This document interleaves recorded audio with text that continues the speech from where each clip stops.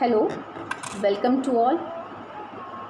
आज जो टॉपिक हम डिस्कस करने वाले हैं वो है small scale industries in India. Bharat में लघु उद्योग या लघु पैमाने के उद्योग।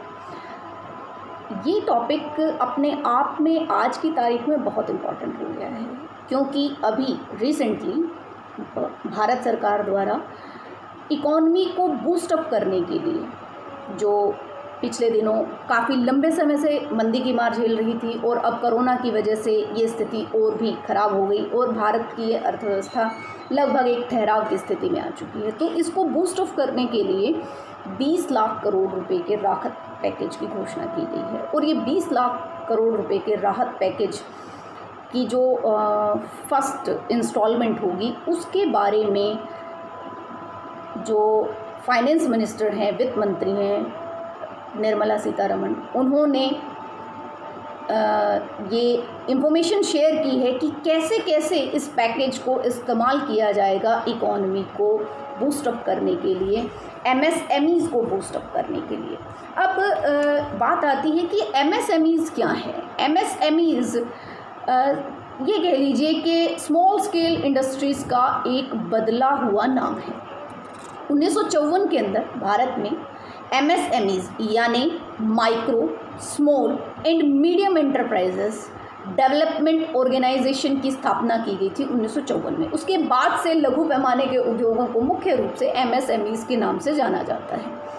सबसे पहली बात कि इस पैकेज के अनाउंस होते ही जो एमएसएमईज़ की परफॉर्मेंस को बेहतर करने के लिए, जो एमएसएमईज़ को स्ट्रेस्ड एसेट से बाहर निकालने के लिए जो एक पैकेज की घोषणा की गई है, इसमें सबसे पहली चीज़ तो यही कर दी गई है कि एमएसएमईज़ की डेफिनेशन बदल चुकी है।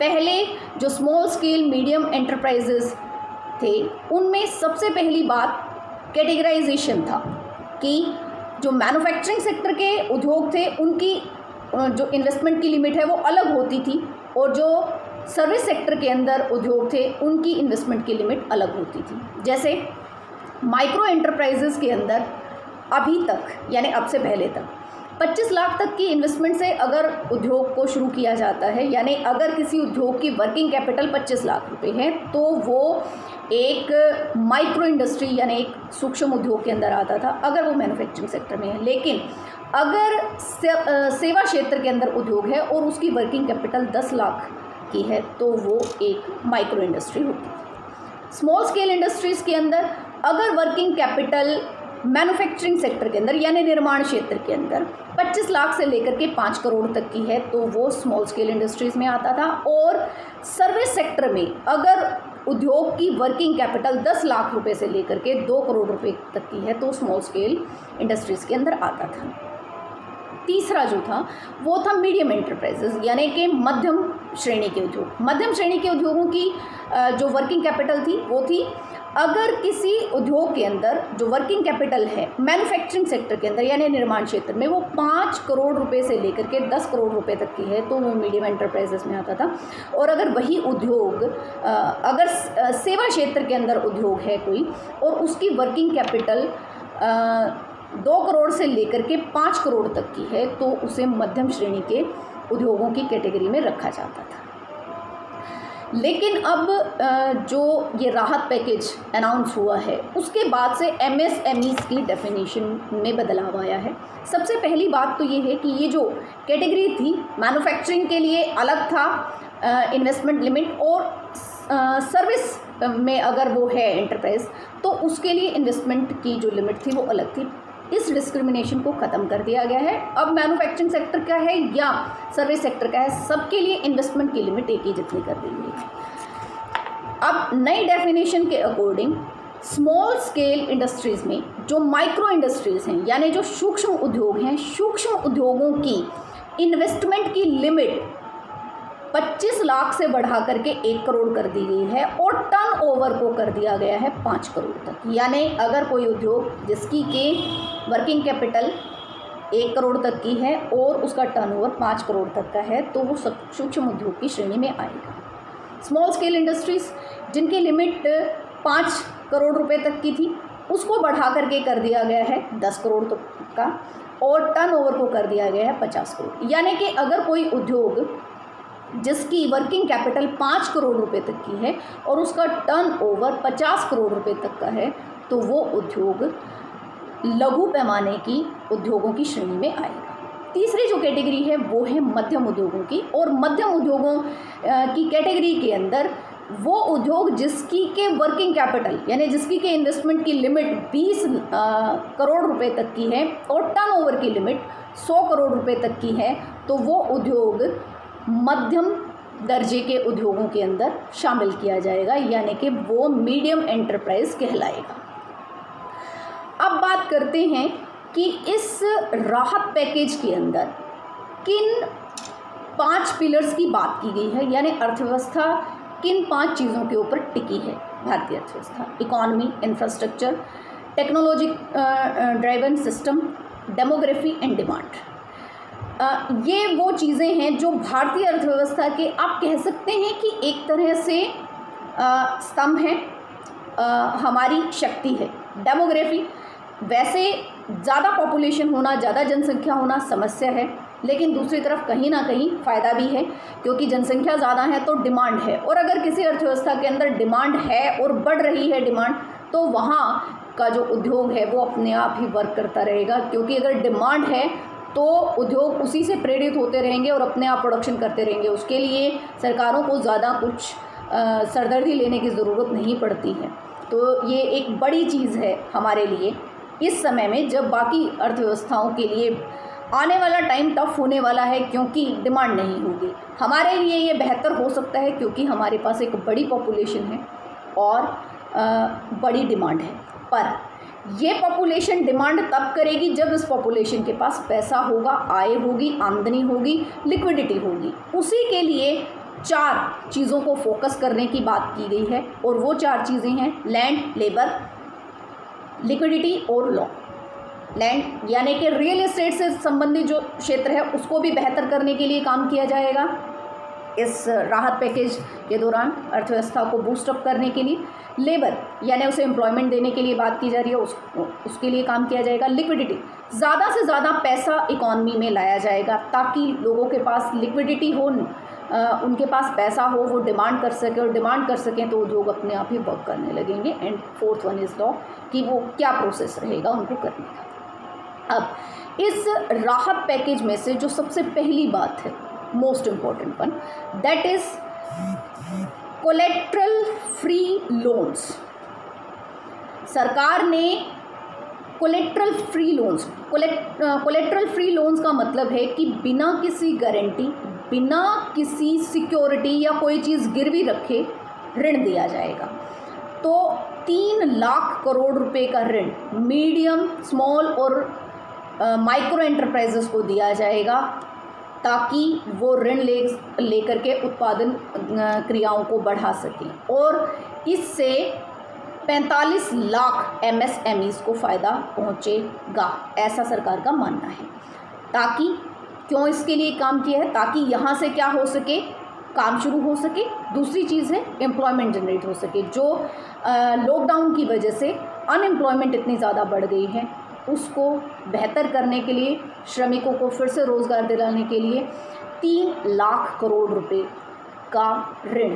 कैसा ऋण? जो कोलेट्रल फ्री है, मतलब जिसके लिए कोई सिक्योरिटी, कोई गारंटी रखने की ज़रूरत नहीं है, वो दिया जाएगा MSMEs को। 45 लाख MSMEs को इससे फ़ायदा पहुंचने की उम्मीद की गई है। दूसरा जो महत्वपूर्ण पॉइंट है इसके अंदर, वो है स्ट्रेस्ड MSMEs, यानी कि ऐसे उद्योग जो मीडियम, जो माइक्रो, स्मॉल और मीडियम एंटरप्राइजेज हैं, जो स्ट्रेस्ड हैं, स्ट्रेस्ड एसेट्स हैं इनके।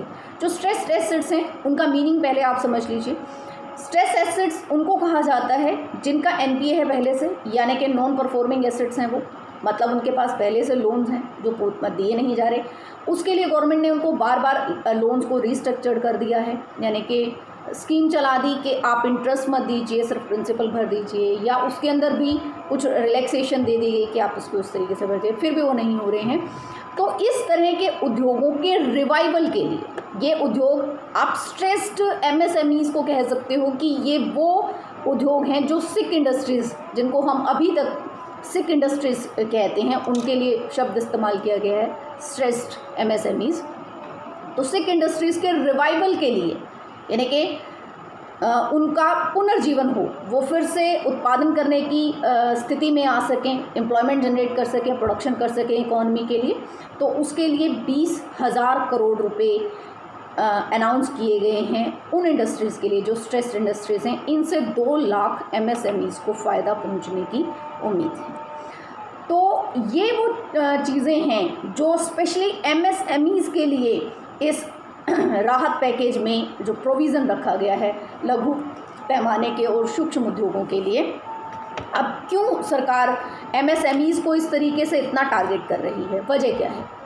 क्योंकि भारतीय अर्थव्यवस्था के लिए जो सूक्ष्म, मध्यम और लघु पैमाने के उद्योग हैं वो बहुत महत्वपूर्ण हैं। क्यों महत्वपूर्ण है? क्योंकि इन उद्योगों से रोज़गार का सृजन ज़्यादा होता है, क्योंकि इन उद्योगों के अंदर कैपिटल इंटेंसिव टेक्नोलॉजी का प्रयोग नहीं किया जाता है, लेबर इंटेंसिव टेक्नोलॉजी का प्रयोग किया जाता है, यानी कि जिसमें श्रम का प्रयोग ज़्यादा होता है, मशीनरी पूंजी का प्रयोग कम होता है, वो हमारे पास पहले भी कम है, और हमारे पास population, Shram Shakti, labour force बहुत बड़ी है, तो उसको रोज़गार मिलता है। इसलिए ये क्षेत्र हमारे लिए बहुत इम्पॉर्टेंट है।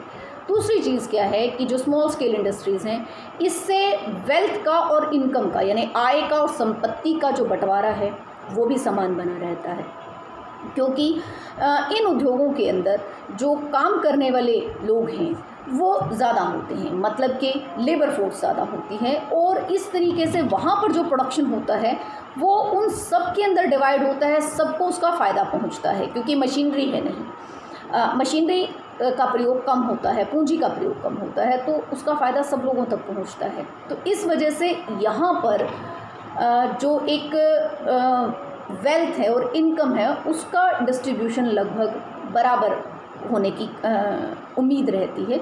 और तीसरी बात ये है कि इससे शक्ति का केंद्रीकरण नहीं होता, ना तो आय का केंद्रीकरण होता है और ना ही शक्ति का केंद्रीकरण होता है। वजह वही, क्योंकि जो पूंजी है वो नहीं है, श्रम शक्ति ज़्यादा होती है, तो इसलिए उनमें बट जाता है वो, तो सेंट्रलाइजेशन नहीं होता है। जबकि अगर बिग इंडस्ट्रीज़ हैं तो उससे पावर का सेंट्रलाइजेशन बहुत ज़्यादा हो जाता है। चौथी जो बात है, इन उद्योगों की को अगर ज़्यादा विकसित किया जाता है तो जो हमारी कृषि के ऊपर जो एक एक्सेस बर्डन है कि हमारी अभी भी 47% पॉपुलेशन अपने रोज़गार के लिए कृषि क्षेत्र के ऊपर निर्भर करती है, तो वो भार वहाँ से घटता है, जिससे कृषि क्षेत्र की जो प्रोडक्टिविटी है वो भी बेहतर होती है, उत्पादन बढ़ता है। पूंजी का प्रयोग हमें कम करना पड़ता है, क्योंकि हमारे पास पूंजी है नहीं, कम है पूंजी, तो इनमें पूंजी का प्रयोग कम ही होता है। दूसरा क्या है कि आर्टिस्टिक गुड्स, जो कलात्मक वस्तुएं हैं, उनका निर्माण ज़्यादा होता है माइक्रो एंटरप्राइजेज़ में, स्मॉल स्केल एंटरप्राइजेज़ में। और भारत के लिए इस तरह की जो कलात्मक जो वस्तुएं हैं वो एक बहुत बड़ी विदेशी मुद्रा का सोर्स है, कि हम बहुत बड़ी मात्रा में आर्टिस्टिक गुड्स का निर्यात करते हैं, जिसकी वजह से हमें विदेशी मुद्रा प्राप्त होती है। इसमें जो इस्तेमाल होता है वो जो लोकल रिसोर्सेज हैं, यानी कि इन उद्योगों के अंदर ज़्यादातर उन संसाधनों का प्रयोग किया जाता है जो उसके आसपास ही होते हैं, इसलिए उनका भी पूरा प्रयोग हो पाता है, उनका इस्तेमाल हो पाता है। और ये जो उद्योग हैं ये लार्ज स्केल इंडस्ट्रीज़, जो बड़े पैमाने के उद्योग हैं, उनके सहायक उद्योगों के रूप में काम करते हैं। तो अगर इन उद्योगों को विकसित करते हैं, हम इनके विकास की तरफ ध्यान देते हैं, तो उसका ये फ़ायदा भी पहुंचता है कि बड़े उद्योग भी अपने आप ही विकसित होते चले जाते हैं। इंडस्ट्रियल पीस, इन उद्योगों के अंदर औद्योगिक झगड़े कम होते हैं। इस जो छोटे पैमाने के उद्योग हैं कम इसलिए होते हैं क्योंकि यहाँ मालिक और जो वहाँ पर श्रमिक है उसके बीच में थर्ड पार्टी नहीं होती है, उनका आपस में कनेक्शन बना रहता है, बातचीत बनी रहती है, जिसकी वजह से झगड़े की गुंजाइश कम रहती है। और यहाँ पर जो सहयोग की भावना है वो ज़्यादा होती है। एक्सपोर्ट्स बहुत बड़ी मात्रा में हम कर पाते हैं, यानी कि हमारे जितने एक्सपोर्ट्स हैं उनमें लगभग 45% के निर्यात हमारे स्मॉल स्केल मीडियम एंटरप्राइजेज से ही आते हैं। और जो लास्ट बात है वो है कि इनका गेस्टेशन पीरियड लंबा होता है, यानी कि बहुत जल्दी रिजल्ट्स देते हैं, बहुत जल्दी उत्पादन करना शुरू हो जाता है यहाँ पर। तो ये इम्पॉर्टेंस, ये वो बात है, ये चीज़ें हैं जिनकी वजह से जो मीडियम एंटरप्राइजेज़ हैं, जो स्मॉल स्केल इंडस्ट्रीज़ हैं, जो सूक्ष्म उद्योग हैं, उनका महत्व ज़्यादा है। और इसीलिए इस पैकेज के अंदर सबसे ज़्यादा बात अभी तक जो फर्स्ट इंस्टॉलमेंट के बारे में जो इन्फॉर्मेशन शेयर की गई है, उसके अंदर सबसे ज़्यादा बात की जा रही है MSMEs के बारे में। ठीक है, thank you so much. This is all for this lecture. Next videos के अंदर हम बात करेंगे इसके और डिटेल्स के बारे में, क्या कुछ हुआ है, जो राहत पैकेज है इसमें और क्या क्या प्रोविज़न्स रखे गए हैं, किस किस तरीके से इकॉनमी को बूस्टअप करने की कोशिश की गई है, उन सब चीज़ों के ऊपर हम आने वाली कमिंग वीडियोज़ के अंदर बात करेंगे। Thank you so much, take care and bye.